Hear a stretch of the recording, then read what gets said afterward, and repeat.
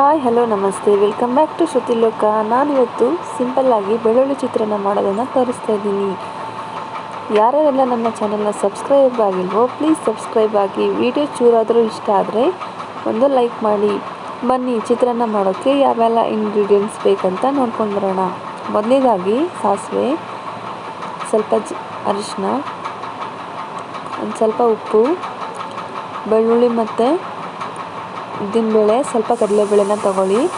ಬೆಳ್ಳುಳ್ಳಿನ ಜಾಸ್ತಿ ತೊಗೊಂಡ್ರೆ ಫ್ಲೇವರ್ ಚೆನ್ನಾಗಿ ಬರುತ್ತೆ. ನಿಂಬೆಹಣ್ಣು, ಸ್ವಲ್ಪ ಕೊತ್ತಂಬರಿ, ಟೊಮೆಟೊ, ಸಣ್ಣದಾಗಿ ಹೆಚ್ಚಿರೋಂಥ ಹಸಿಮೆಣಸಿನ್ಕಾಯಿ, ಮತ್ತು ನಿಮಗೆ ಬಿಸಿ ಅನ್ನ ಆದರೂ ನಡೆಯುತ್ತೆ, ಆರಿದ ಅನ್ನ ಆದರೂ ಕೂಡ ನಡೆಯುತ್ತೆ.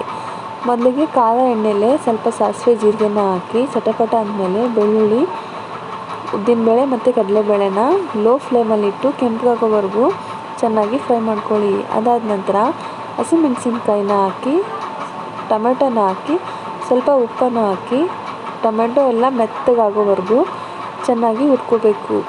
ನೆಕ್ಸ್ಟ್ ಅದೇ ಬಾಣಲೆಗೆ ಸ್ವಲ್ಪ ಎಣ್ಣೆನ ಹಾಕಿ ಗ್ಯಾಸ್ನ ಆಫ್ ಮಾಡಿ ನಿಂಬೆ ರಸನ ಹಿಂಡಿ ಆಮೇಲೆ ಕೊತ್ತಂಬರಿನ ಹಾಕಿ ನಿಮಗೆ ಎಷ್ಟು ಕನ್ಸಿಸ್ಟೆನ್ಸಿ ಬೇಕೋ ಅಷ್ಟು ರೈಸನ್ನು ಹಾಕಿ ತಿರುಗಿಸಿಟ್ರೆ ಬೆಳ್ಳುಳ್ಳಿ ಚಿತ್ರಾನ್ನ ready. Thank you for watching.